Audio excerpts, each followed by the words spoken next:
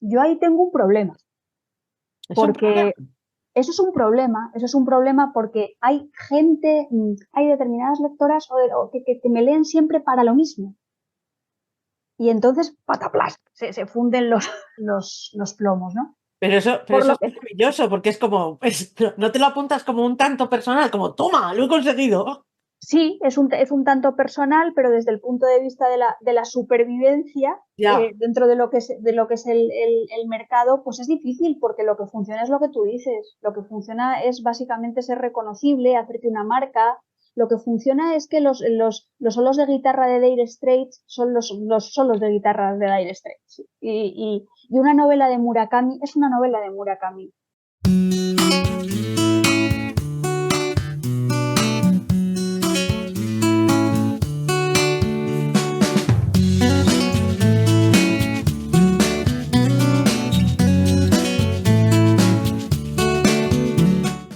bienvenidas, queridas personas que estáis al otro lado, viéndonos otra vez, acompañándonos en otra Master Room. En esta ocasión contamos con una autora realmente muy conocida, probablemente de las más conocidas con las que hemos tenido el gusto de hablar.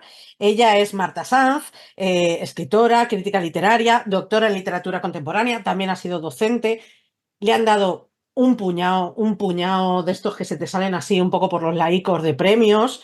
Eh, bienvenidísima, Marta. Muchísimas gracias, Nares. Yo estoy muy contenta de hablar contigo, de hablar con Enrique, de hablar con las mecenas, de hablar con quien se enganche por aquí. Nada, un gusto, un placer.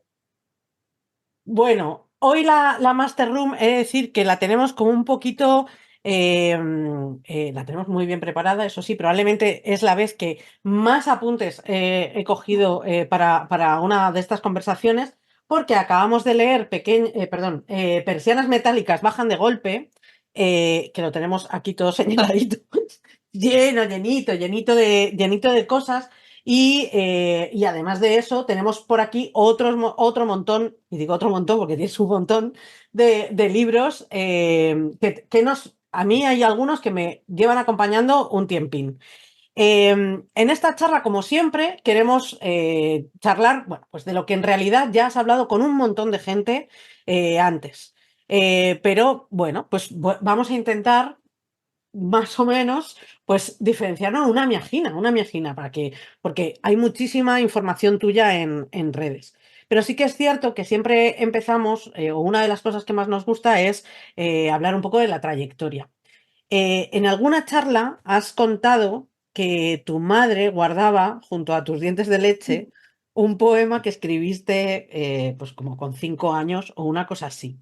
Y a mí me parece de ley empezar por lo menos por aquí preguntándote cuándo recuerdas tú que surgió la pulsión de la escritura en tu vida.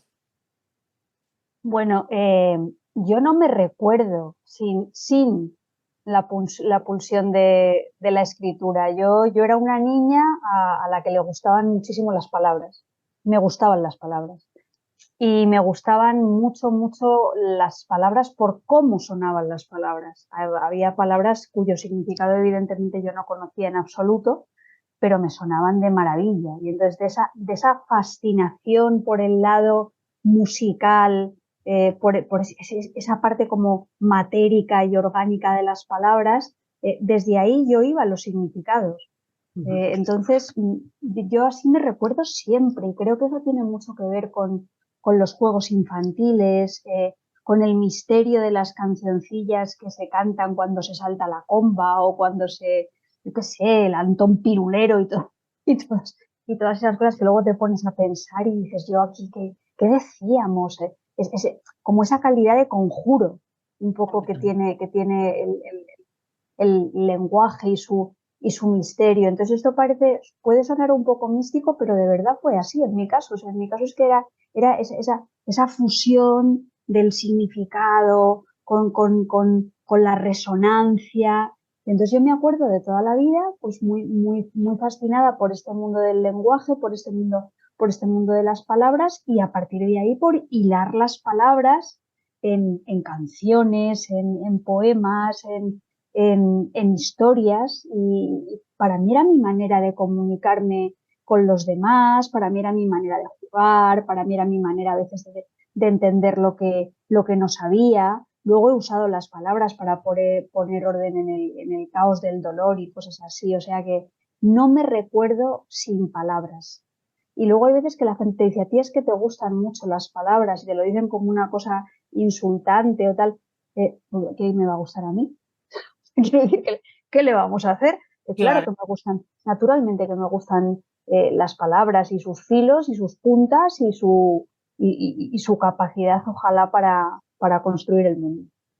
Completamente. Oye, ¿y qué temas, o sea, cuando empiezas ya a escribir historias, no sé cómo serían, o cuentos, es que claro, porque yo sí, siempre tengo la sensación de que no hay una persona en el mundo que no haya escrito alguna vez un poema, aunque haya sido en el colegio, como con toda esa cosa, ¿no? Pero de repente, si con estas historias, con estas primeras historias, ¿de qué trataban? Vamos a ver, a mí, mis primeros poemas, yo creo que aparte de los misteriosos estos de Valentina, tienes nombre de traidora, que vete tú a saber de qué trataban.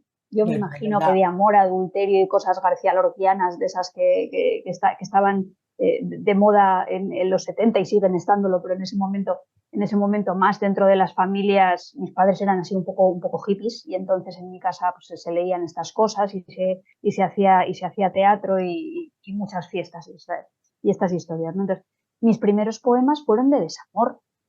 Mis primeros poemas, yo me acuerdo perfectamente de utilizar eso, de utilizar las palabras como para poner las cosas en su sitio, utilizar las palabras como una manera de pues, contrapesar lo que la vida te había negado, reparar tu roto corazón, intentar entender lo que no entendías, empoderarte en algo que fuera más allá de esa realidad sentimental que te había sido hostil, un poco en plan, volverán las oscuras golondrinas, pero como yo te he querido, así no te querrán, ¿no? Es una cosa de decir, bueno, tú me has dejado, me has dejado hecho una porquería, pero yo me reivindico a través de este poder de la escritura que tengo.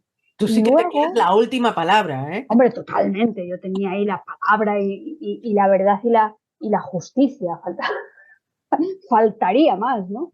Y luego me recuerdo, yo jugaba, fíjate, todas estas cosas las estoy contando en un libro que aparecerá seguramente en otoño, que es un recuerdo, es un libro sobre memoria literaria y es un libro sobre, sí, sobre la escritura y la lectura y la crítica. Y me recuerdo a mí misma de pequeña, yo jugaba con mi amiga Juani en Benidorm, jugaba a las historias que leíamos. O sea, yo me recuerdo perfectamente leyendo Los cinco de Enid Blyton y las dos peleándonos porque las dos queríamos ser Jorge, Claro. que era esa niña virilizada tremenda, que es algo que da muchísimo que pensar. Me recuerdo jugando con ella a las mellizas Sullivan y a todas estas cosas y me recuerdo escribiendo una especie de relato muy largo que tenía la pretensión de ser una novela que se llamaba El pensionado.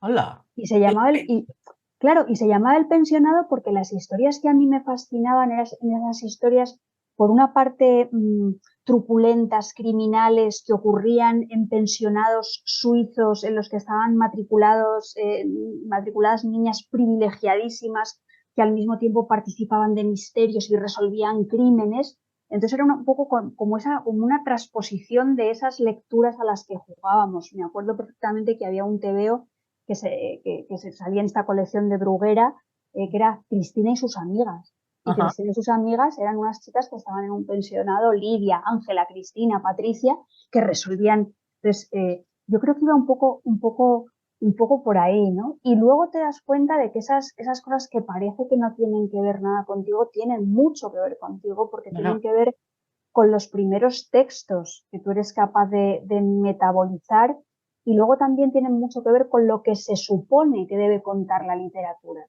Entonces, qué curioso que tú te pones a escribir y en lugar de hablar de tus cosas, de lo que te pasa, lo que le pasa a una chica de clase media que ha nacido en Madrid y que se está criando en Benidorm, en lugar de hablar de esas cosas o contar cómo es el mar, pues lo que escribes es una historia de un pensionado suizo que son los personajes, los de los pensionados suizos que habitan la literatura.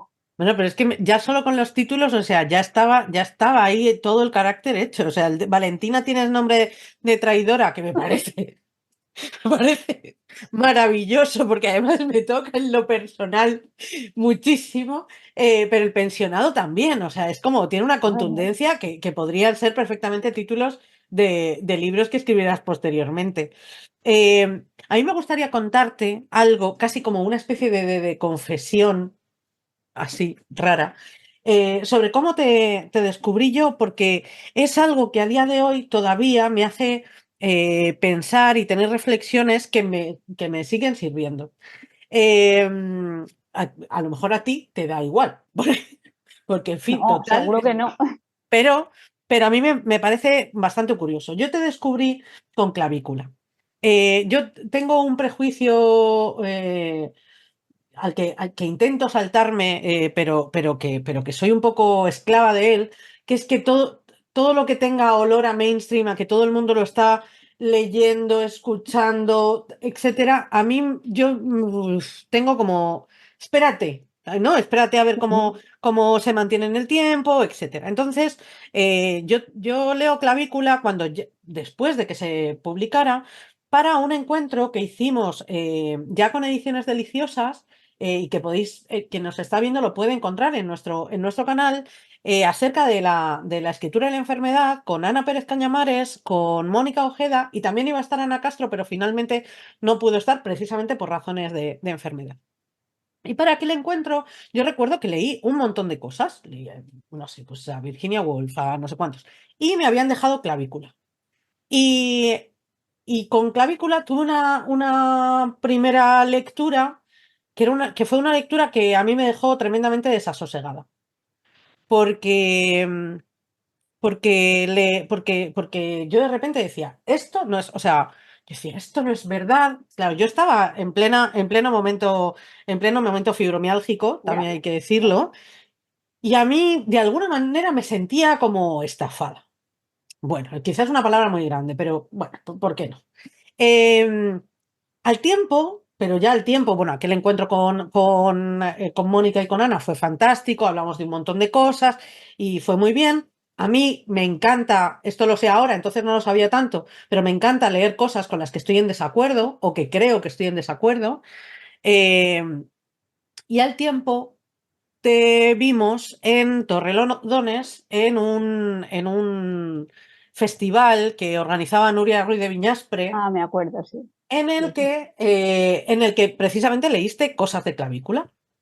Y en ese festival, tú indicaste justo antes de leer, estabas con Marta López Vilar y estabas con Asier Larrechea y con María Antonia Ortega.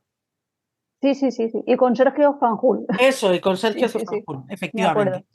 Efectivamente. Bueno, pues ahí comentaste que Clavícula era un libro que, aunque se había editado como novela, en realidad eso era un libro de poesía. Y yo de repente mi cabeza hizo, ¿cómo?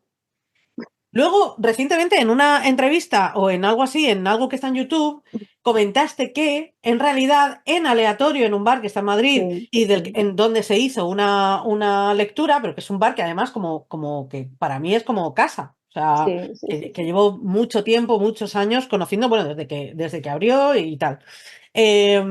Pues que allí hicieron una lectura completa y que cuando te lo propusieron, precisamente dijeron, mira, es que a nosotros nos parece que es poesía. Y yo, de repente, mi cabeza hizo clac cuando tú mencionaste aquello en el Festival de Torrelodones, y luego hizo clac cuando fue como de, ostras, y esto además pasó en el aleatorio, ¿no? Pero bueno, yo todavía me planteo, ostras, ¿hasta qué punto el cómo nombramos a cada persona, Ujú. puede hacer que cambie nuestra mirada absolutamente? Porque de repente Clavícula como texto poético no solo para mí alcanzaba toda la verosimilitud, toda la verdad, pero toda la verdad que no alcanzaba para mí como novela. Para mí. Bah, ¿no? El caso es que yo todavía sigo flipando con respecto a por qué esto funciona así en la cabeza, ¿no? ¿Por qué ciertos resortes hacen que algo funcione o que no funcione?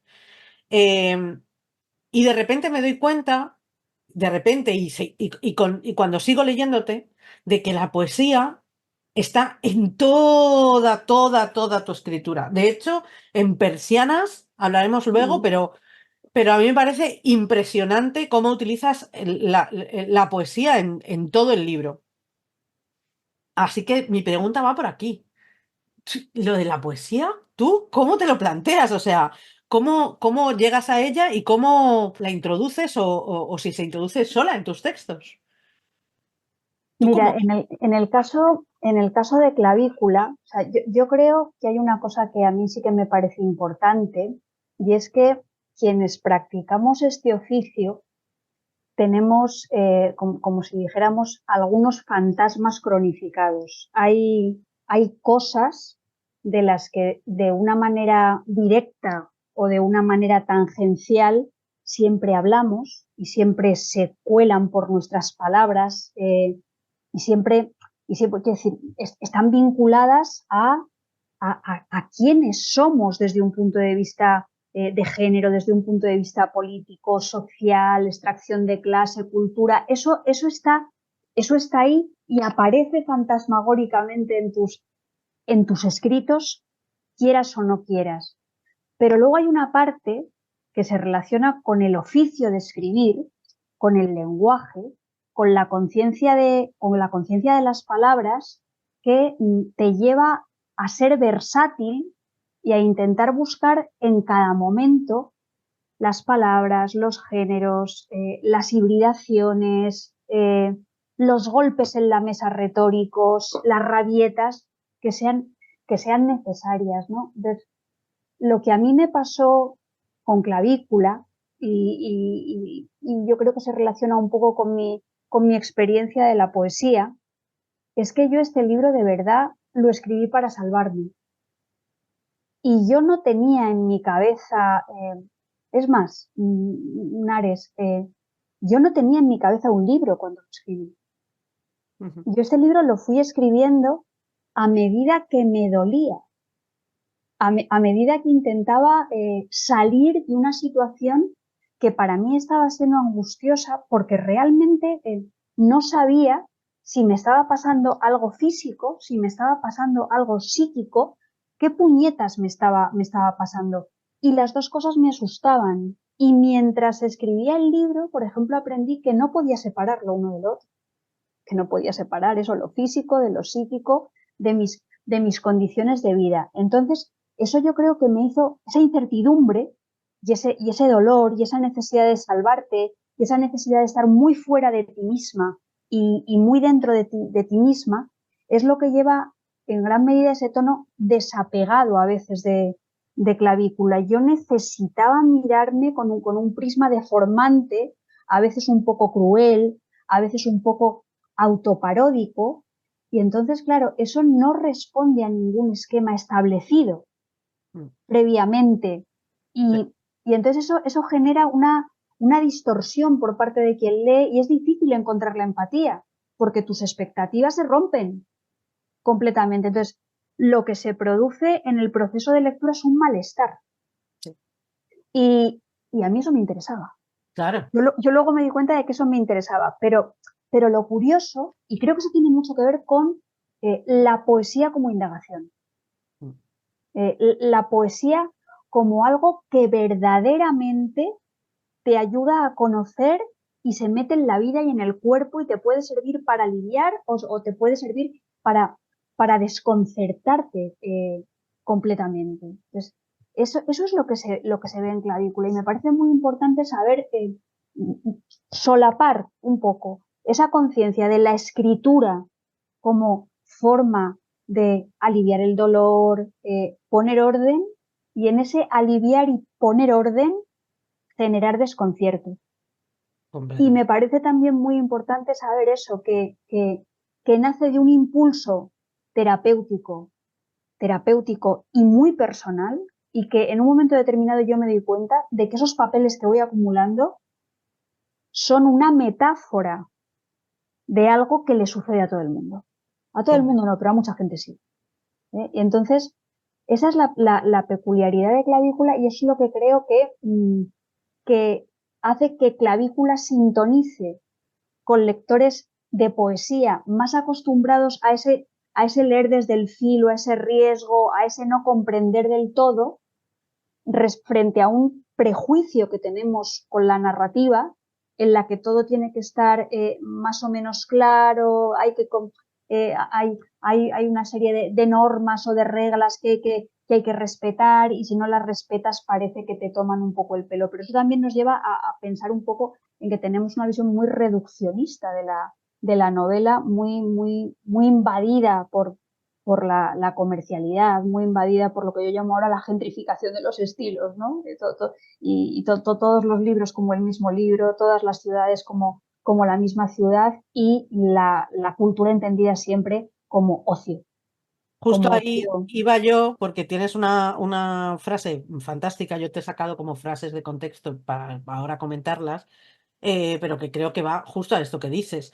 Dices en un momento dado, sentirse como en casa en todas partes convierte a los viajeros en turistas, ¿no?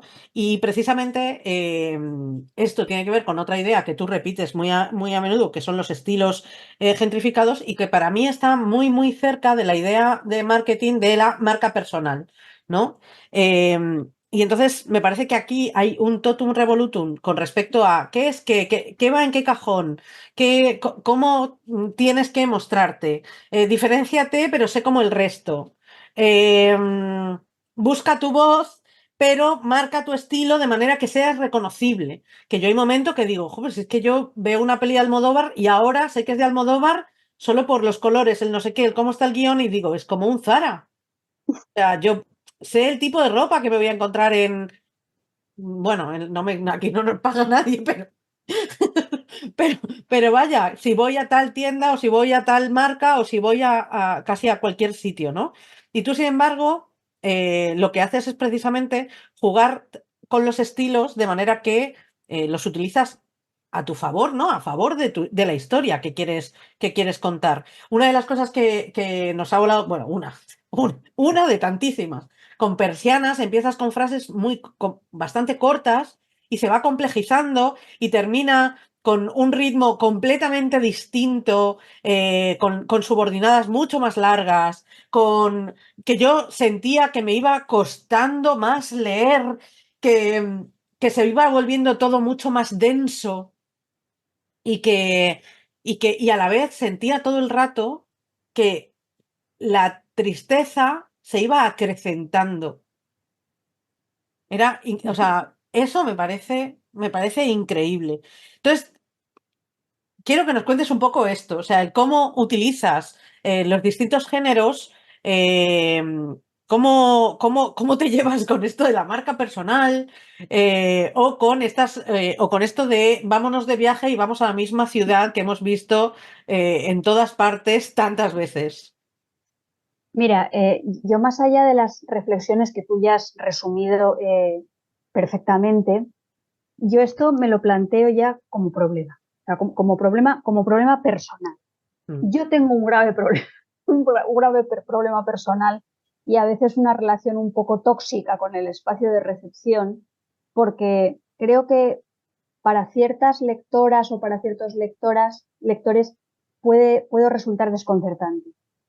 Si una persona llega a mí por clavícula, si una persona llega a mí por clavícula y siente el libro de una manera personal, se identifica con el libro, le hace gracia, se siente reflejada, le parece poético, le gusta la textura del lenguaje, lo que fuere, por la razón que sea, y pasa de clavícula a persianas metálicas bajan de golpe, Me da una embolia. le da una embolia. O sea, las expectativas se quiebran completamente. Si tú pasas de Persianas metálicas bajan de golpe porque te ha gustado esa manera de entender la narración en la que lo distópico no es exactamente apocalíptico, sino que pretende construir la esperanza, algo a partir de lo que no sean terrones de azúcar, y te vas a la lección de anatomía, tampoco, o sea, quiero decir, es probable que tus expectativas también se sientan defraudadas. Y si lees la lección de anatomía y pasas a leer uno de los títulos que constituyen la trilogía del detective Arturo Zarco, pues te pasa lo mismo, ¿no? Entonces, yo ahí tengo un problema. ¿Es un problema? Porque eso es un problema porque hay gente, como lectores y como lectoras, tenemos a veces un gusto muy definido. Y igual que yo pido que como escritoras seamos capaces de ser versátiles y adaptarnos a distintas necesidades, a distintas preguntas, a distintas experiencias comunicativas, yo como lectora también pido curiosidad y capacidad para salirte de tus casillas y sentirte incluso intelectualmente retada o insultada, o como te pasó a ti con Clavícula, ¿no? Esa especie de compromiso con el texto. Entonces, Sí. a mí hay determinadas lectoras que me leen siempre para lo mismo. Y entonces, pataplas, se funden los plomos, ¿no? Pero Por eso lo es que maravilloso, porque es como, no te lo apuntas como un tanto personal, como, toma, lo he conseguido. sí, es un tanto personal, pero desde el punto de vista de la supervivencia, Ya, dentro de lo que es el mercado, pues es difícil, porque lo que funciona es lo que tú dices. Lo que funciona es básicamente ser reconocible, hacerte una marca. Lo que funciona es que los solos de guitarra de Dire Straits son los solos de guitarra de Dire Straits. Y una novela de Murakami es una novela de Murakami. Y la gente ya sabe lo que va a encontrar en es Murakami. siempre la misma novela de Que es Murakami. siempre básicamente la misma novela. Entonces, yo intento no caer en eso, porque también yo me aburriría. Y creo que optar siempre por el mismo estilo es de alguna manera estar contando siempre la misma historia, porque en la literatura el fondo y la forma no se pueden separar. Y dependiendo de cuál sea tu apuesta formal, pues tú estás contando una cosa u otra. Y si tu apuesta formal es siempre la misma, hombre, a lo mejor es que el discurso es interesante y no ha sido todavía lo suficientemente oído y te puedes repetir hasta, hasta la saciedad, pero yo me aburro. Yo me aburro porque no aprendo nada. Yo cuando escribo también intento aprender. O sea, quiero decir, no es que intente aprender, es que si no aprendo, no sé para qué escribo. Tú cuando escribes tienes una pulsión comunicativa, claro, pero también tienes una pulsión de conocimiento. Y si no, pues mejor te dedicas a otra cosa. Y precisamente de esa pulsión de conocimiento y de esa construcción del conocimiento es de lo que yo quería hablar en Persianas metálicas bajan de golpe. Y por eso, y a mí me encanta la lectura que has hecho, por eso el lenguaje se va sofisticando, porque se supone que el estilo se va haciendo cada vez más complejo y con más ramificaciones y con más posibilidades ¿cómo decir?, de vínculos sintácticos subordinados y de léxico complejo y matizado, porque eso va acompañando la evolución del pensamiento de los drones que están adquiriendo un lenguaje con curiosidad, Mm. con avidez, con voracidad.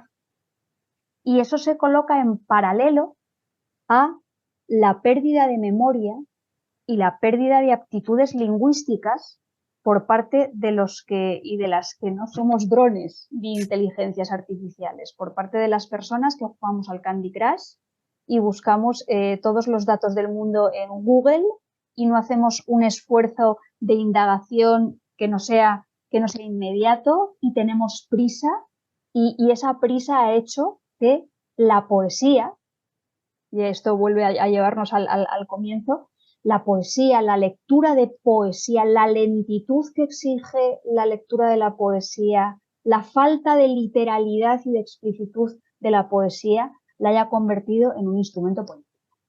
Pues En un mira, instrumento político no por los lugares a los que ilumina, mm, sino por el tipo de procesamiento de la información, relación con el lenguaje que suscita. Sí, justo ahí tienes otra frase que dice, que además no es solo tuya, la he oído en otras escritoras y escritores, que yo a veces, pues que una la confronta también a ver como a ver por dónde lo está diciendo cada uno, ¿no? Que es el lenguaje literario no es literal. De hecho, tú abogas e invitas a hacer lecturas, tú dices, espeleológicas. Otra de las cosas, quizá lo que a mí me llamó más la atención, que tú haces con Persiana, sobre todo al principio del libro, y que decía que está tan imbricada la poesía en tu escritura, es que juegas con el extrañamiento del todo. Además, nosotros íbamos que no nos habíamos leído ni la parte de atrás. O sea, íbamos como muy de no queremos saber nada, porque preferimos llegar al lugar y no saber qué nos vamos a encontrar, ¿no? Bueno, he visto que aunque está Spotify y está otra serie de plataformas, etcétera, no te ha dado por poner un Starbucks, y eso te lo agradezco. Pero A lo mejor me iría bien, es una cosa, tendremos que planteárnoslo, ¿eh? a lo mejor sí, a lo mejor A sí. lo mejor sí. De momento yo creo que que estamos ahí como muy al final de esa cola. Pero el extrañamiento efectivamente está constantemente, no solo con cómo mezclas. El otro día estaba en la presentación del libro de una amiga, y estábamos hablando precisamente era un libro de una amiga y de un amigo, a cuatro manos, y hablábamos de esta cuestión de la mezcla y de la combinación. Y yo decía, esto no está mezclado, esto está combinado, y esto es la diferencia es tan grande como la de la que dice El martini. 007 con el martini, El eso es, martini. ¿no? Porque la mezcla, sin embargo, en tu libro, yo sí que noto como una especie de mezcla, porque la mezcla etimológicamente es la unión de elementos sin una estructura. Voy a decir esto muy entrecomillado, porque sí que considero que hay una estructura, pero no al menos aparente, como una masa amorfa. Y yo creo que ese inicio de Persianas hace un poco esto de la masa amorfa, y creo que además que es como un reflejo, tú has dicho antes la palabra metáfora, efectivamente, un poco de lo que nos quieren hacer. Que no sepas distinguir muy bien qué pasa, ni qué diferencia una cosa con otra, ¿no? Entonces, ¿qué significa? La pregunta sería, ¿qué significa salirse de la literalidad? Vamos a ver, yo creo que es muy importante. Para mí salirse de la literalidad está estrechamente relacionado con la posibilidad de construir el sentido crítico. Salirse de la literalidad es descodificar los mensajes más allá de una supuesta explicitud. Entonces, con esto hay un problema en la misma dirección y en un doble sentido. El lenguaje literario es un lenguaje connotativo, es un lenguaje que está lleno de relieves, analogías, metáforas, es una representación. Entonces, como tal representación, tu actitud como persona que se sumerge espeleológicamente en un texto literario tiene que ver con buscar la clave, saber qué basurillas están escondidas por debajo de la alfombra, saber que eso que te están diciendo, con eso que te están diciendo, en realidad te están diciendo otra cosa. Saber que una novela escrita en primera persona desde la perspectiva de un asesino en serie no significa que quien la haya escrito sea un asesino en serie. A mí esto me hace mucha gracia Alicia Jiménez Barlet, porque hay muchas veces que a ella le preguntan algo así como, ay, ¿qué tienen sus novelas de autobiográfico? Y entonces Alicia contesta siempre con mucha gracia algo así, bueno, mira, todo lo que tiene que ver con el sexo y con la muerte es autobiográfico. Dice, lo demás no. Dice, los crímenes, las escenas sexuales son absolutamente autobiográficas. Dice, lo demás es pura fantasía, es pura ficción. Entonces, el problema es que cuando nosotros perdemos la destreza de comprensión lectora literaria, cuando nosotros lo que pensamos es que lo que un texto dice es lo que está diciendo exactamente y no nos atrevemos a ir más allá y no nos atrevemos a parar y detener un poco el tiempo de nuestra vida y a confrontarla con lo que el texto cuenta para buscar eso, las claves, yo qué sé, Kafka, esa impenetrabilidad y esa de los textos kafkianos, cuando pensamos que todo es directo, rápido, espontáneo y fresco, pues perdemos un poco esa posibilidad de mirar por detrás y el problema es que luego leemos así también los artículos del periódico y somos seres manipulables y somos, no sé, y somos seres crédulos, Es curioso crédulos en porque el, ahí no nos sentimos tan vulnerables y eso me parece brutal. Es como somos manipulables, lo estamos siendo todo el rato está permeando un montón de cosas. Esto que tú llamas creo que lo tengo un poco más, la ideología invisible, ¿no? claro, Que para mí es como la marca blanca, es como venga ahí a claro. tope con todo, está permeando y sin embargo, no, ahí no nos sentimos vulnerables. No, no nos sentimos vulnerables porque consideramos que es lo normal. Entonces, tú no te rebelas contra lo que es normal, tú te rebelas contra lo que consideras que es anómalo.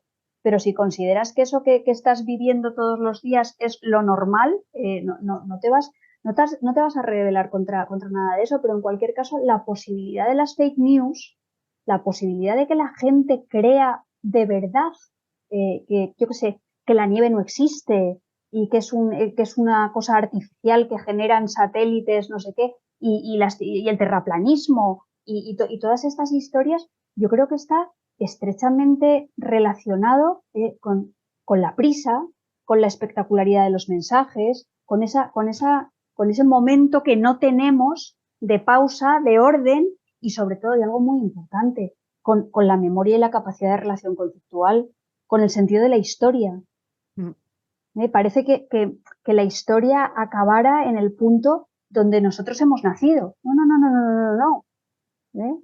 La historia va mucho más allá y somos cuerpos intertextuales y tú tienes que saber de dónde vienes y a dónde vas para que las cosas no se repitan. Entonces, lamentablemente, yo creo que ahora estamos en un momento cultural, en un momento de preponderancia ideológica, tú lo has dicho muy bien al principio, de ese discurso único que tiene la apariencia de ser muy diverso y muy individual, pero que en realidad es único y lo asumimos como completamente normal. Sí, sí.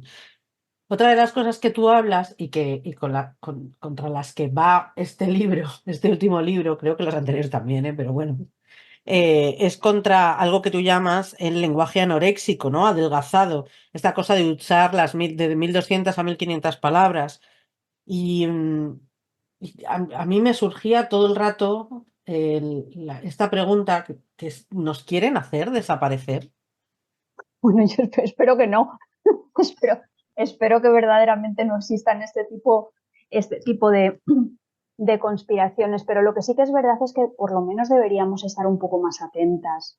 O sea, quiero decir, yo no tengo, yo creo en el progreso.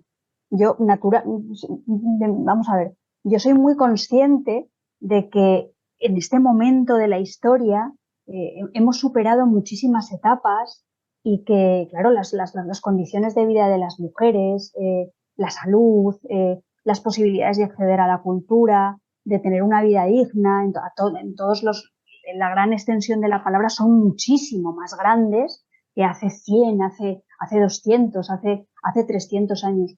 Por supuesto que sí, pero también creo que ese progreso pasa por la necesidad de ver las grietas en cada momento de la historia.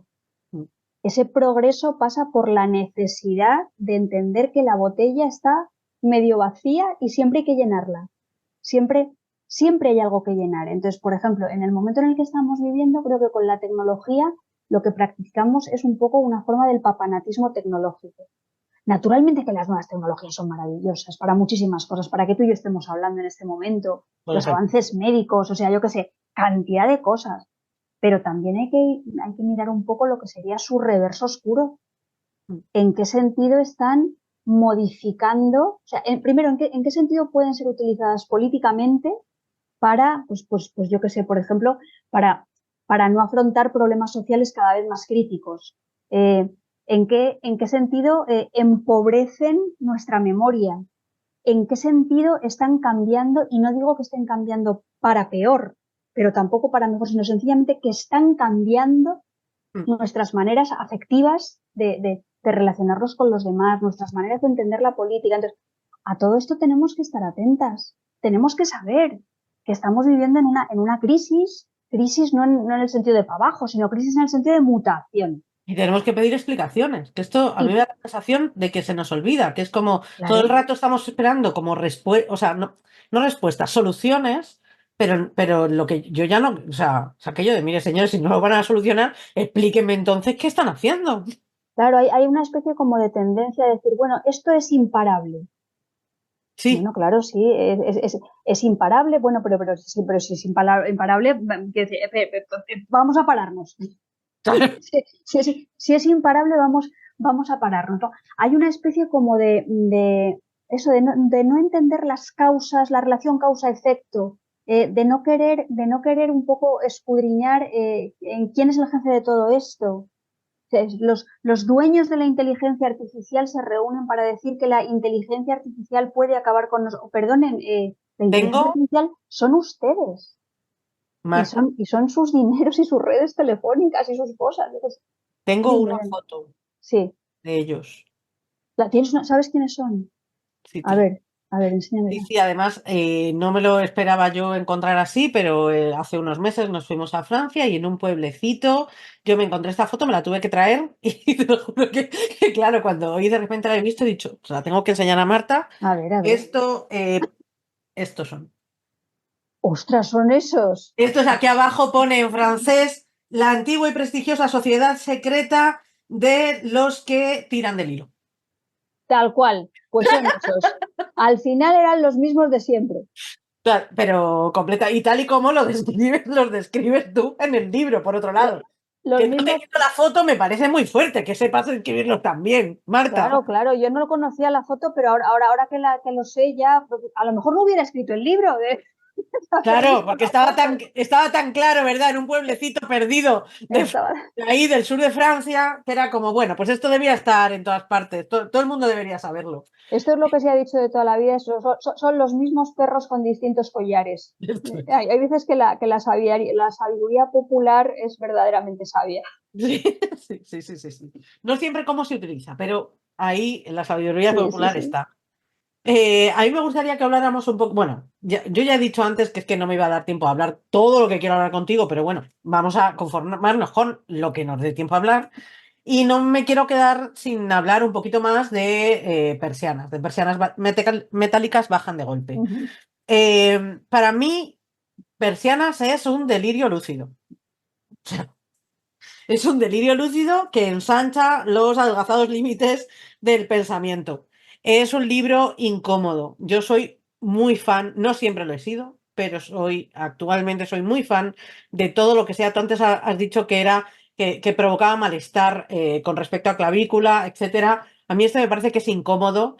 Me ha encantado escucharte en varias ocasiones citar, creo que es Aida Vitale, cuando dices la idea esta de empinarse un poquito, Sí, ¿no? sí, sí, sí. Eh, Te deja, hablaba yo antes del extrañamiento que domina en la primera parte del libro, que es como, espera, ¿qué está pasando de esto? Porque esto como que es todas las referencias, todo ese ruido, toda esa música, todo eso. O sea, de repente es como, madre mía de mi vida, teníamos pocos inputs, lo estoy diciendo en inglés, no sé por qué, porque no me sale la palabra en español. Porque piensas en inglés. ¿No? Bueno, en ese inglés del que tú hablas en el libro, porque yo soy de esas que piensan inglés, pero no sabe inglés tampoco. A mí igual me pasa. Sí, sí, sí. Pues esta cosa, ¿no? Entonces, ¿cuántas veces, porque me gustaría que habláramos de esta cosa, entonces, ¿cuántas veces te han dicho que el libro es complicado? Todo el rato. ¿En Eh, serio? a mí me dicen todo el rato que el libro es complicado, que qué difícil, que estas cosas, pero a mí no me parece tan difícil en realidad. O sea, quiero decir, yo creo que es lo que estábamos comentando antes y lo que tú acabas de decir.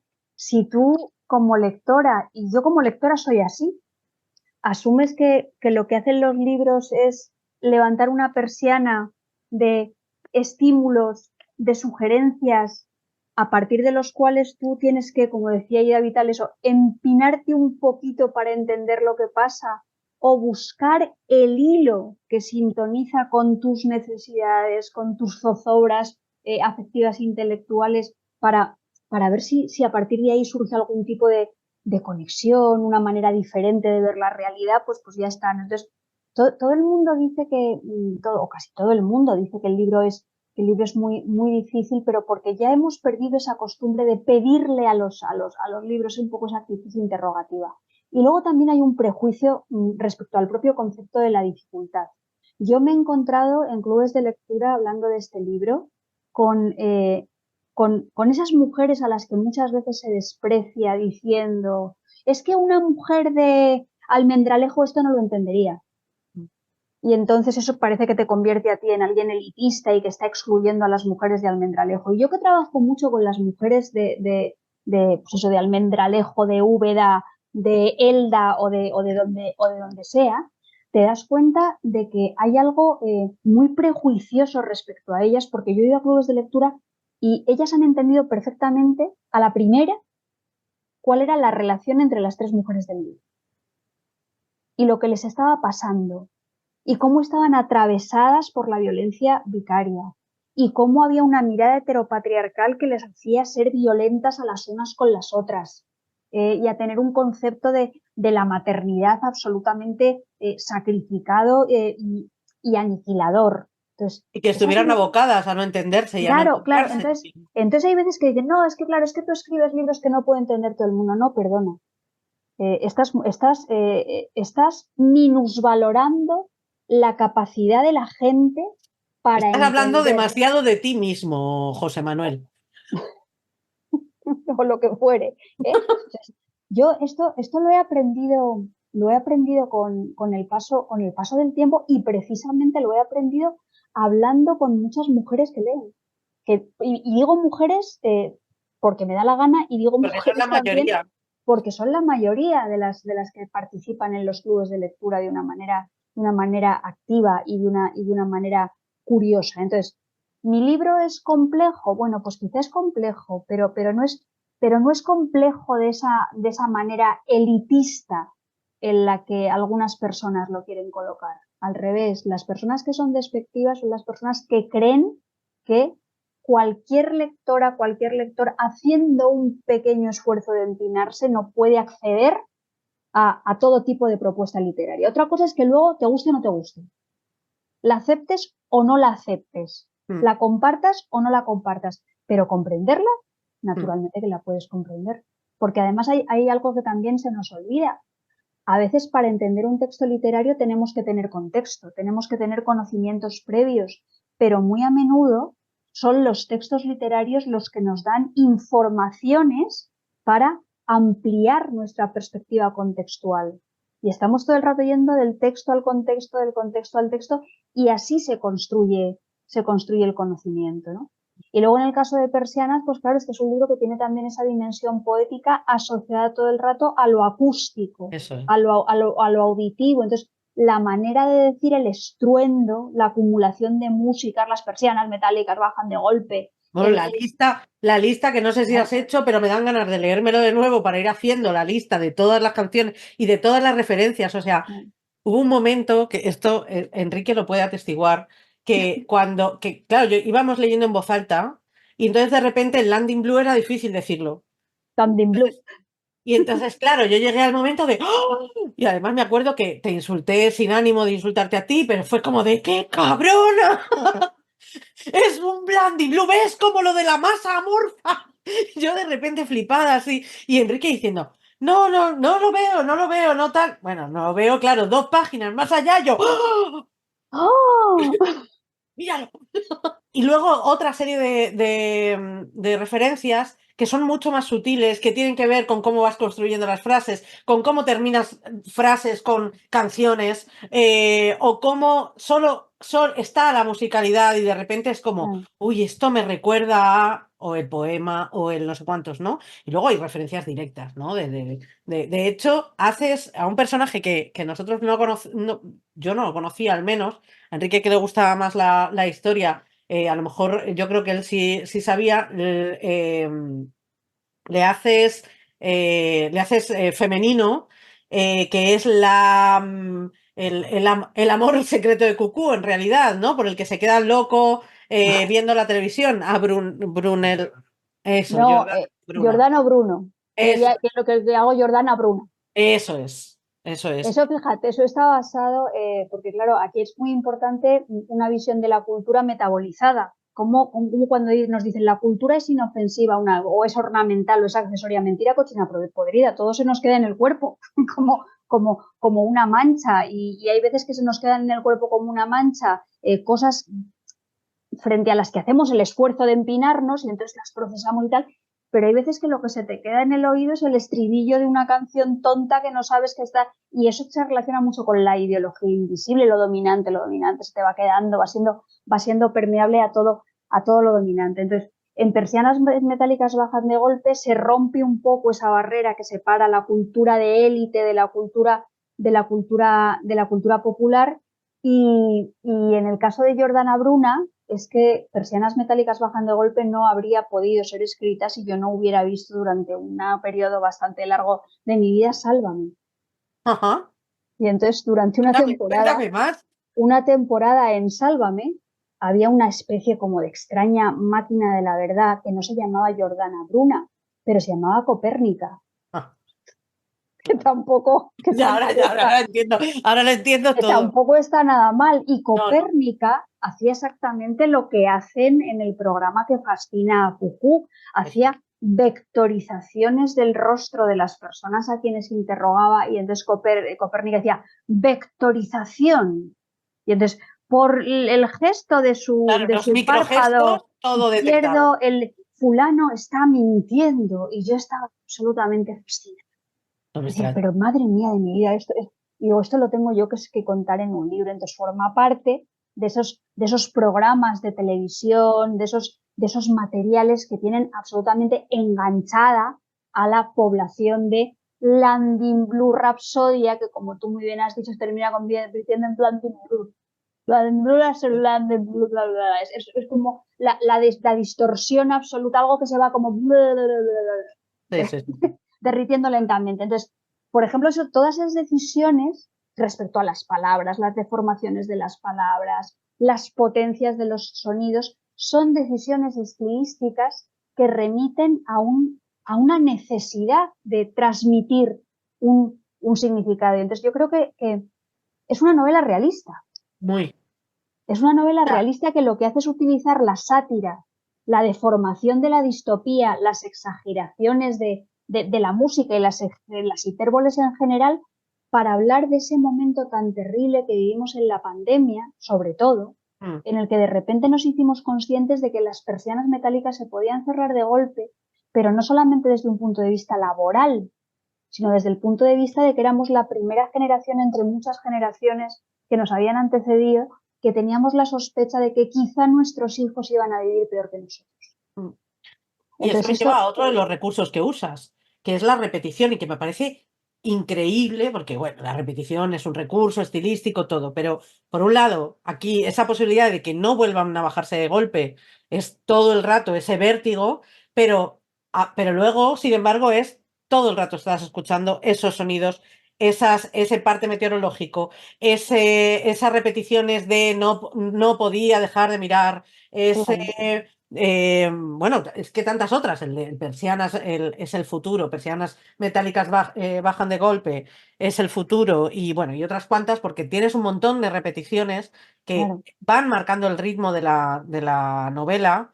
eh, qué, qué- qué importante es la sí. repetición en tantos sentidos, para bien y para mal. O sea, ¿cuál es el doble filo de la repetición? En la primera faja de la novela se decía que era una novela con muchas reminiscencias románticas, porque hablaba de los grandes temas del romanticismo que están presentes en la contemporaneidad. Y cuando hablo de romanticismo hablo de esa preponderancia del amor, de la muerte, de las revoluciones Sí. y luego incluso del gótico y del género de terror.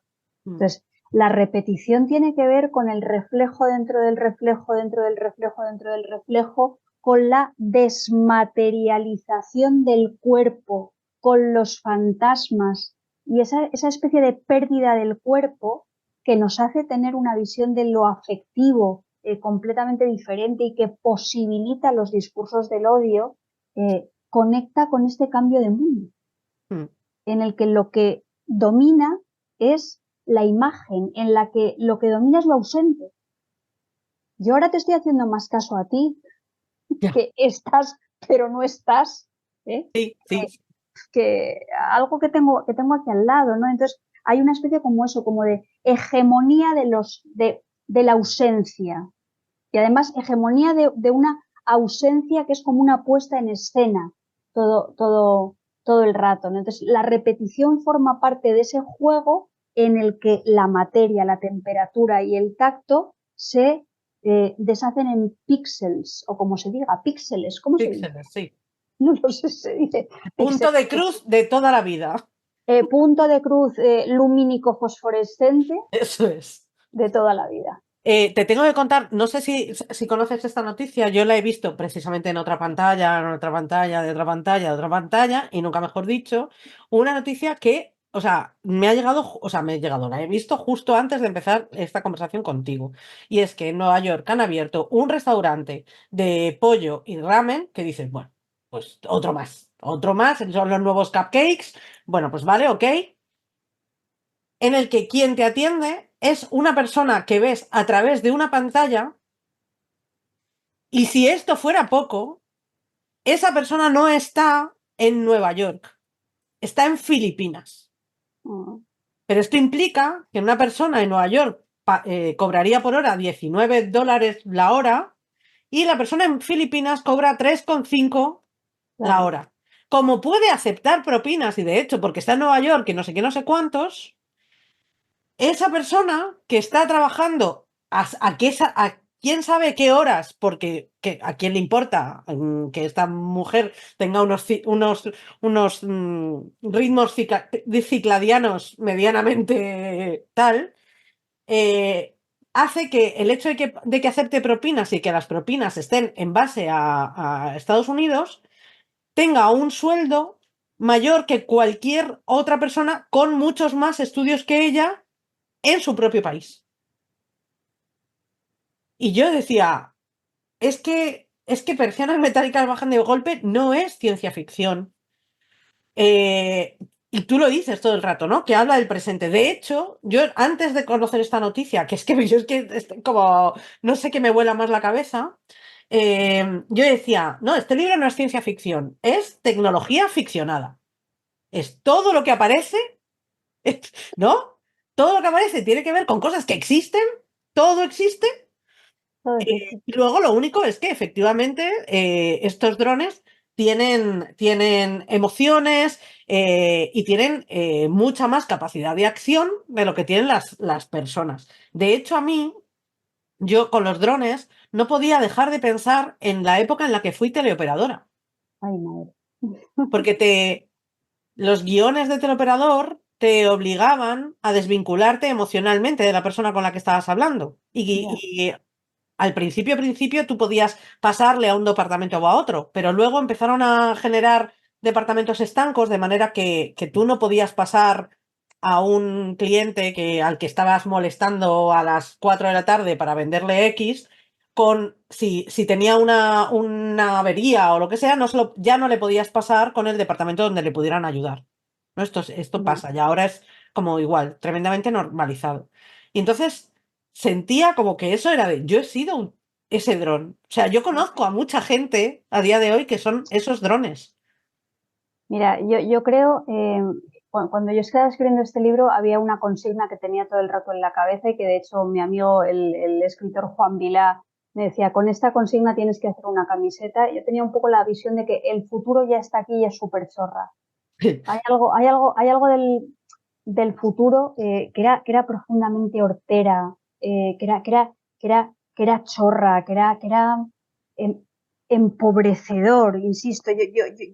Yo me puse a jugar al Candy Crush para ver qué era aquello y me quedé alucinada de cómo nos quedábamos absolutamente enganchados con un Encefalograma estímulo planos. visual. Hay que acabar con los caramelos. En la época de la pandemia, que yo empecé a hacer directos de Instagram, la adicción que generan los corazones que se utilizan como respuesta a un discurso. O Mm. sea, son cosas súper chorras, pero a la vez son cosas muy eficaces. Van directos Y a tu cerebro. claro, y son cosas que sirven para manipularnos y son, no sé, mecanismos que generan una fantasía del bienestar y que en realidad lo que son muchas veces mecanismos para justificar la explotación. Tú has puesto el caso de la chica esta, desde que atendía el ramen bar desde Filipinas, pero es que para nosotras todos los días esto que propicia que podamos estar hablando y que lleguemos a mucha gente y que se pueda conectar, en realidad desde un punto de vista personal, lo que hace es extender nuestras posibilidades de estar todo el día trabajando, Sí. todo el día, ¿eh? Y no tener, o sea, eso que se llama la autoexplotación, que en realidad es un eufemismo para hablar de explotación, Sí, sí, sí, sí. Porque yo pura no, y dura. porque yo no me Entonces, pago a mí misma. claro, todas las facilidades del teletrabajo, la vinculación del teletrabajo con la conciliación, todo eso que podría estar fantásticamente bien, en realidad lo que hace es que tú desdibujes peligrosamente la barrera de el trabajo y del ocio y del descanso y al mismo tiempo reduzcas tu vida a, a tu trabajo. Claro. Y no pueda ser de otra manera porque además las condiciones materiales son cada vez más exigentes. Si te quitan además la memoria para que no sepas cómo ha sido el pasado, cómo se han conseguido las condiciones laborales, los Claro, derechos, etcétera, claro, etcétera, si además no sé cuántos, pues vas a formar parte de esa masa amorfa, de ese monstruo que no está tocado por ningún dios, eh, sino solo el por el ingeniero ingeniero jefe, jefe. El ingeniero jefe que además va a dejar va a desopilarse directamente sobre ti. totalmente. Mientras eructa y se abre un bote de cerveza y se come un trozo de pizza. Mm, sí, sí, sí. Todo muy agradable. Eh, bueno, como yo veo que igual, que es todo el rato, yo quiero más, yo quiero más, yo quiero más, porque soy hija de esta sociedad y de este tiempo. Pero a mí sí que es cierto que en estas charlas nos gusta, porque creemos que es importante y precisamente por toda esta cuestión de la desmemoria inducida, nos gusta hablar de referencias. Yo te voy a compartir las referencias que a mí me han saltado a la vista leyendo Persianas, pero yo quiero que más allá de que yo te diga esto y todo lo que te dé la gana con esta información que yo te doy, que tú nos cuentes cuáles son tus referentes, tus referencias y tus referencias. Ya sé que evidentemente todas las que están en el libro son de esas, pero bueno, algunas de estas que tú tengas como más en el corazón. Yo en el libro he visto por momentos que yo pensaba que bien se lo ha tenido que estar pasando escribiendo este libro. Yo he visto a Terry Pratchett, por un lado. He visto a Chesterton. El final, decíamos todo el rato que nos recordaba mucho al hombre que fue Jueves. Eh, He visto en ciertos momentos, al principio sobre todo, esta quizá no, bueno, no sé, no voy a juntar yo, pero he visto un poco de Rosa Chacel, pero yo es que estoy un poco obsesionada con Rosa Chacel, ¿vale? Pero quiero decir que yo a Rosa Chacel la veo allá donde por todas vaya. partes. Pero bueno, no, me gustaría verla mucho más. Lo cierto que, o sea, decirte esto es decirte probablemente lo más bonito que te va a Muchas decir mi gracias, corazón Mari. nunca.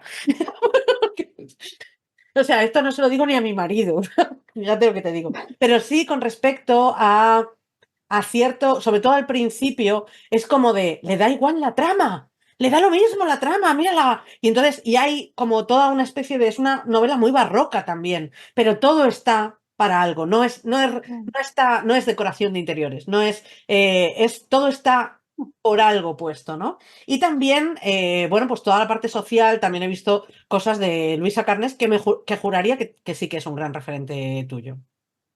Sí, para mí Luisa Carnés fue un descubrimiento cuando yo leí Tea Rooms.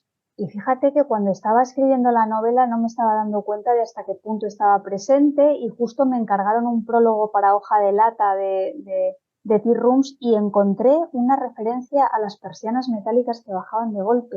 Y fue una cita para abrir el libro que yo puse a posteriori y que me hizo ser consciente de cómo Luisa Carnés a mí me tocaba mucho, por una parte por su sensibilidad política, por su compromiso, pero también por su riesgo literario, porque al fin y al cabo Luisa Carnés inventa una forma de novela que en España no se había practicado nunca, y mezcla para mí imágenes de la poesía vanguardista con novela documental, con elementos folletinescos, con elementos también de panfleto político, concienciador. Entonces, está ahí la presencia de Luisa Carnés.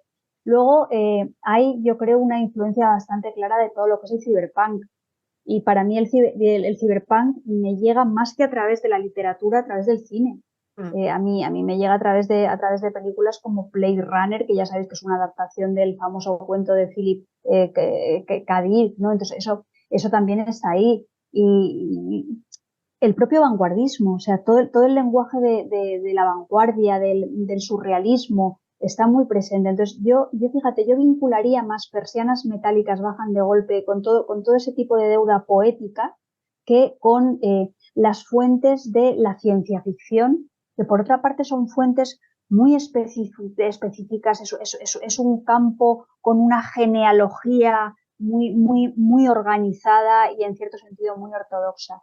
Yo sí tengo que encontrar un referente dentro de ese mundo, lo encontraría o lo quisiera encontrar en Margaret Atwood, Ah, con un claro. tipo de, con un tipo de dicción literaria muy distinta, pero con una mirada crítica sobre la realidad que de alguna manera se puede parecer. Cuando ella escribe el cuento de la criada, que está hablando de todos esos males que nos acechan a las mujeres, pues en el caso de Persianas metálicas bajando de golpe también hay esa especie de mirada focalizada en las desventajas que tenemos las mujeres dentro de este tránsito a este mundo desde lo analógico a lo digital, donde el futuro ya está aquí y es súper chorra, pero tremendamente explotador. Yo me estoy empezando y me va a durar bastante tiempo tuyo, uno que tenía unas ganas locas de tener en casa y que luego me he dado cuenta como que en tu Wikipedia, que ya sabemos todo el mundo que es donde hay que ir para saber las Hay que cosas ir, importantes de la gente, así es. no estaba puesto como en ninguna cajita, esto es de aquí, ¿no? Pues bueno, pues yo esto, enciclopedia secreta, Ya, lecturas, pero, ya. pero señora, por favor. No Pero sé, esto, claro, como no lo hice de golpe, sino que lo hice poco a poco. claro, yo me lo esto, imagino, me lo imagino. esto como lo hice sin saber que lo estaba haciendo, esto es todo, en realidad, la iniciativa de la estupenda profesora de la Universidad de Zaragoza, María Ángeles Naval, que es la que tuvo la idea de decir, oye, Marta, ¿por qué no recopilamos todas las críticas, todas las lecturas que tú tienes sobre todo sobre libros escritos por mujeres, y le damos un orden? Y entonces le digo, pues me parece muy buena idea, porque eso sería como una forma de enciclopedia secreta, como un intento de reformular el canon, incluso como una propuesta de leer textos literarios diferentes. Entonces ella recopiló, ella armó, yo aprobé, asentí. Entonces es un libro que no me ha costado ningún trabajo. Pues yo se lo agradezco muchísimo a María Ángeles, Sí, sí, sí, porque sí. cuando lo vi yo dije, esto yo lo necesito, o No, sea, eso para las personas que estén interesadas en intentar leer algo que vaya más allá de lo que nos entra todos los días por los ojos, y en personas que tengan el interés, voy a leer a mujeres que escriben, ahí tienen muchísimas, muchísimas referencias, y hay unos índices onomásticos al final que son muy útiles. es un libro para Trill, por aquello de lo de que te rompan las muñecas, pero Yo, las veces que me siento muy cansada pero no me puedo dormir, es el libro que ahora mismo está en mi porque puedo leer un poquito, luego lo dejo y ya está. Y entonces estoy muy cansada y entonces es como, bueno, no voy a durar mucho. Entonces, perfecto, pero me quedo con esto, ¿no? Me quedo con esta cosita. Tenemos más, yo adoro la Corpórea. antología que hicieron tuya, La Bella. eh, Sí, sí, sí. ¿Tú sabes lo orgullosa que una se siente de estar en un catálogo en el que está Marta Sanz? Es Bueno, una cosa, y tú sabes una lo cosa. orgullosa que se siente Marta Sanz de estar en un catálogo con escritoras jóvenes, despiertas y lúcidas. Para mí es decir, es lo mejor que le puede pasar a una escritora de cierta edad, como soy yo. Yo te digo una Es cosa, maravilloso. O a sea, lucidez no, de momento, yo creo que no te ganamos. A bueno, lucidez no. Y luego otra cosa, gamberrismo, o sea, a mí me pareces de un gamberro. O sea, yo es de gambera. repente te leo en poesía y digo, es que es una gamberra, o sea, es que lo hace todo, es que no, o sea, desde cuándo se derrumban todos estos límites que yo tengo aquí en mi existencia. Porque, Yo, porque es para maravilloso. mí, para mí el sentido del humor y esa especie como de rebeldía pícara que tienen las niñas, esas que se creen malísimas y que en el fondo son más buenas que un pan, pero bueno, que se creen malas y retorcidas y tal, yo eso lo tengo muy dentro. Y a mí eso me sale muy especialmente cuando escribo poemas. Pero, por ejemplo, si tú llegas a sintonizar, como has hecho con Persianas Metálicas Bajan de Golpe, ese sentido del humor y esa retranca y ese gamberrismo lingüístico que rompe a veces las lunas de los escaparates, pues sí que está ahí y me gusta y reconocerme en esa actitud. Y yo en mi vida cotidiana soy bastante así. Mm, sí. ¿Para qué te voy para qué te voy a engañar? No hay más que verte luego, ¿eh? No hay más que verte porque de repente dices cosas súper importantes y las acabas con un, bueno, que no era para tanto, pero ahí la dejas también. Bueno, es muy maravilloso Muchas gracias, Nares. hablar contigo, Marta, leerte. Es, Muchas gracias. es increíble. Tengo dos preguntitas que espero que sean pequeñas, A ver, que no quiero que se queden fuera. La vale. primera, que es muy absurda también, pero ¿eres supersticiosa? Digamos que con el paso de los años eh, siento cierto respeto hacia eso que se llama el pensamiento mágico. Hmm. Y no sé, y no, es una forma de superstición, pero tengo cierto así como cierto respeto a que lo que escribes se acabe cumpliendo o cosas de, a que, a que el verbo se haga carne. Entonces hay que tener mucho cuidado con lo que dices o tienes que tener mucho cuidado con lo que deseas por si acaso se cumple. Esas cosas están un poco ahí.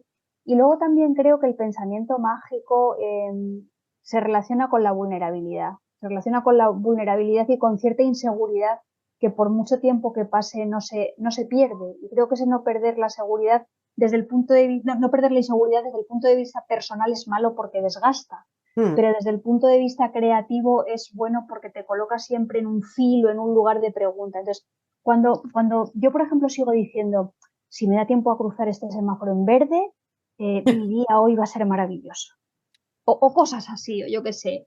Si cuando llegue a casa de mis padres Pero a te las 3 creas tus cuesta propias abajo, supersticiones. eso, claro, me creo mis propias, Es que eso es, pero es que eso es mis propias algo fantástico. supersticiones y mis propias profecías de autocumplimiento, lo cual puede ser un infierno, ¿no? Ya. Pero yo creo que son una marca de inseguridad que, como te digo, por una parte desgasta mucho en lo personal, pero en lo poético, en lo creativo, en lo lingüístico, pues son un espacio interesante desde el que contar las cosas. Pero los gatos negros y eso no me dan mucho, No, pero no. también es verdad que mi abuela, que era una mujer atea y todos en mi casa somos personas ateas o como pocos agnósticos, luego tenemos cosas de esas de, ay, tal y cual, que es martes y tres. Ya, ya, claro, claro, claro. Yo, sobre todo, fíjate, me parecía yo, porque le voy a preguntar esto, pero es que no podía, yo tenía ahí como, porque es verdad que en persianas se da una gran importancia bueno, en Landy Blue se da una gran importancia a los horóscopos, Sí, claro, claro, fundamental. Hay un momento en el que no sabes si los simpáticos ampones están jugando a las cartas o echando el tarot. En fin, hay varias cositas ahí. Y entonces yo decía, yo no sé por qué tengo necesidad de preguntarte esto, pero te voy a preguntar. Y me parece que es maravilloso lo que me has contestado porque efectivamente hay cierta, deja ese espacio, esa grieta de inseguridad, ¿no? Deja Totalmente. cierto espacio a que completemos mágicamente. Ahora hay una cosa, yo no sé si tú sabes lo que es, pero es el diseño humano. El ¿Eso qué es? diseño humano, yo te lo dejo ahí para que tú averigües, porque es que eso es una locura. Bueno, en fin. Y la última pregunta que tengo para hacerte, no es una pregunta mía, porque es una pregunta, Nares, coincidencias de la vida. Mira, llevamos el mismo boli. claro. Repetición y sintonía mágica. Bueno, ¿Ves? también que como escritoras nos gustan ciertos bolis, ¿no? Es curioso, es que me he No dado hay un cuenta. algo ahí, no tienes tú como esa cosa de es que me gusta que escriban no sé cómo, Un o, poco, claro, sí. sí, La ¿no? parte corpórea, las manías, de la cosa que tiene que fluir, sí, sí, claro. Yo de pequeña decía, cuando sea mayor y sea escritora, yo quiero escribir siempre con Pilot, porque eran los grandes bolis de cuando yo era pequeña. Luego descubrí estos y me gustan todavía más. Pero Estos son maravillosos, sí. decía que la última pregunta que quiero hacerte es una pregunta que no es mía, que es tuya, que es, ¿quién es tu ingeniero jefe y cómo te manipula? Vamos a ver, mi ingeniero jefe, efectivamente, tú lo has dicho antes, es el pensamiento dominante, es la ideología invisible. Y yo cada vez que escribo lo que intento es sacar a la luz esas, esas manipulaciones y esas frases hechas del ingeniero jefe del pensamiento dominante para poderlas subvertir. Y al mismo tiempo el ingeniero jefe es el dueño de las palabras. Y yo siempre soy muy hampidantiana y digo, no importa lo que las palabras signifiquen, lo importante es saber quién es el que manda. Entonces, mi ingeniero jefe es el capitalismo, mi ingeniero jefe es el heteropatriarcado, mi ingeniero jefe es el pseudo pensamiento positivo. Todas estas cosas son el ingeniero jefe que desde mi punto de vista al final se concretan televisivamente en la imagen, por ejemplo, de Bertín. Es un poco así. Sí. Es mi ingeniero jefe. Ah, de verdad, nos lo pones tan, no, con una sola imagen ya lo tienes todo. Claro. Ahí está el ingeniero jefe. Pero los ingenieros jefe son Elon Musk, No, no, total. A mí su séquito de ingenieros que saben verdaderamente de ingeniería y estas cosas. me preocupa mucho su invisibilidad. Fíjate, esto Ah, a mí me quita el sueño, porque, porque hay veces que yo veo a Bertín y digo, sí, pero, o sea, pero no. me da que es más ampón que Sí, ingeniero. tienes toda la razón. Oye, y mira, lo que has dicho antes de las supersticiones, claro, ellas, y lo has vinculado con los simpáticos ampones, es que si hay un colectivo supersticioso en este mundo son los jugadores. Claro. Y las jugadoras, los jugadores de cartas, los jugadores de póker, los jugadores de ruleta, cómo sobas una determinada ficha antes de colocarla no sé dónde, cómo calientas el dado, cómo te colocas las cartas antes de desplegarlas delante de ti para que te salga el full. O sea, todo eso tiene un ritual que parece que si no sigues vas a espantar la suerte, con lo cual la suerte ya no sería suerte, sino algo que tú manipulas, preparas y eres capaz de conjurar a partir de, convocar, perdón, no conjurar, a partir de tus acciones. O sea, que ese límite tan lábil y tan movedizo entre la suerte y la voluntad Mm.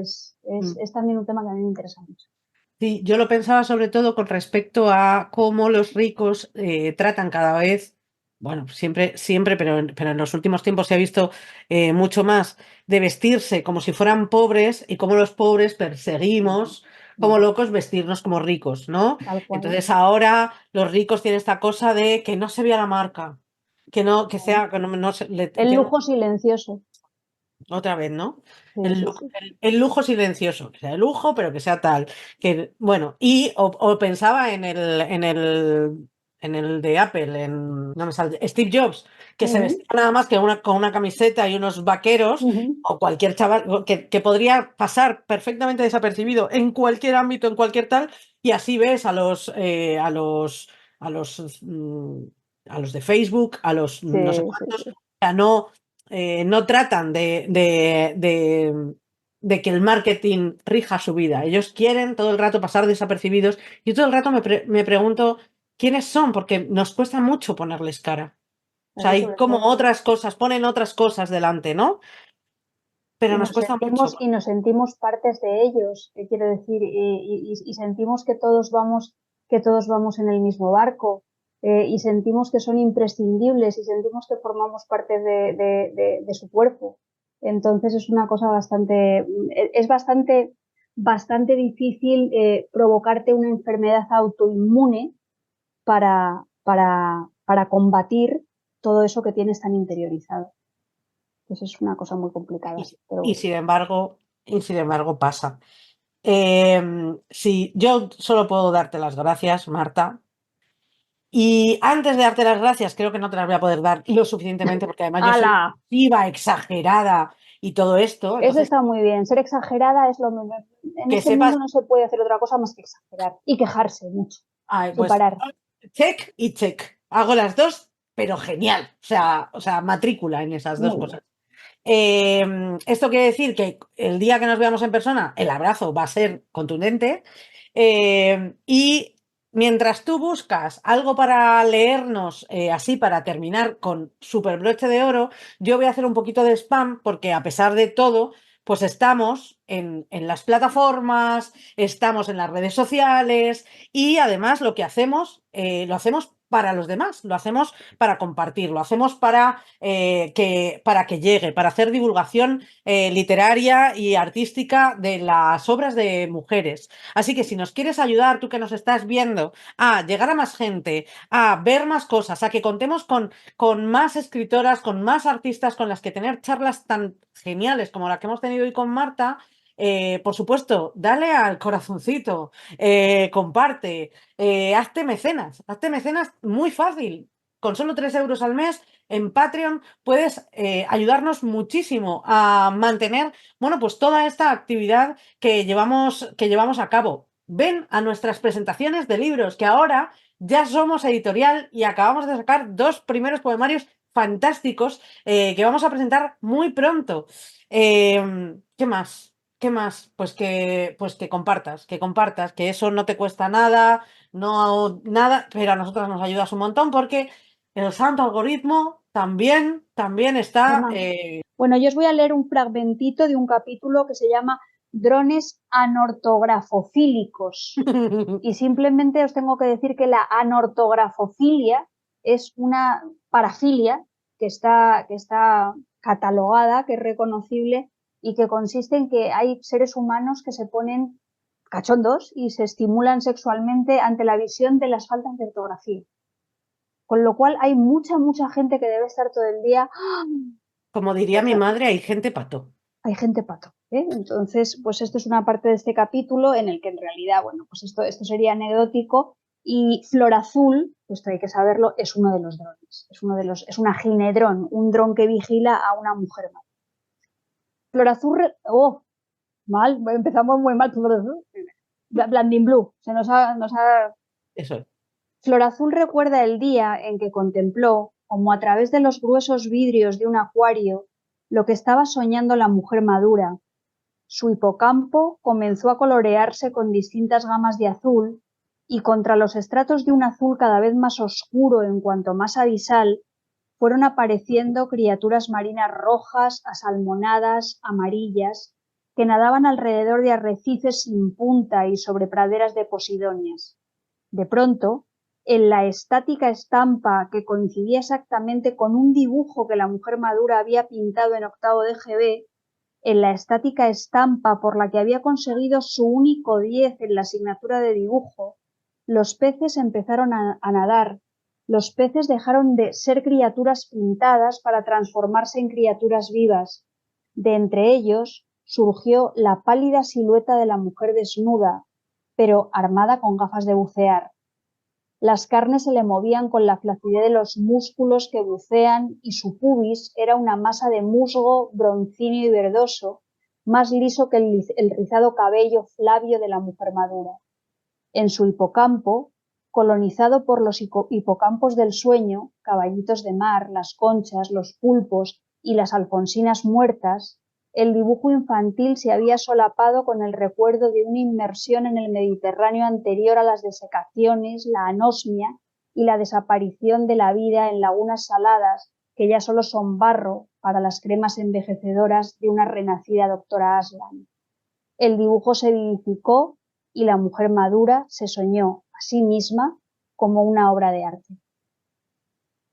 Muchísimas gracias, Marta. Muchísimas gracias a ti, Nares, a Ediciones Deliciosas, a Enrique, sin el que esto no hubiera sido posible de ninguna de las maneras. Muchísimas gracias también a Elena Medel, que de alguna manera ha hecho posible que tú y yo nos encontremos de alguna forma, aunque sea en el catálogo de la Bella Varsovia. Y muchísimas gracias a las personas que luego tengan a bien pues compartir lo que sea. Este streaming o esta grabación, esta entrevista o lo que fuera. Muchísimas gracias. Igualmente, las que nos veis, una maravillosa frase para terminar de Marta que dice: la esperanza no se construye con terrones de azúcar. Hagamos uso de la literatura, leamos. Y os deseamos que leáis este libro porque es fantástico. Cualquiera de los de Marta, que tiene un porrón y además cada uno os plantea un reto para que os empinéis un poquito distinto y que no confundáis nunca la esperanza con las expectativas. Hasta la próxima. Hasta luego.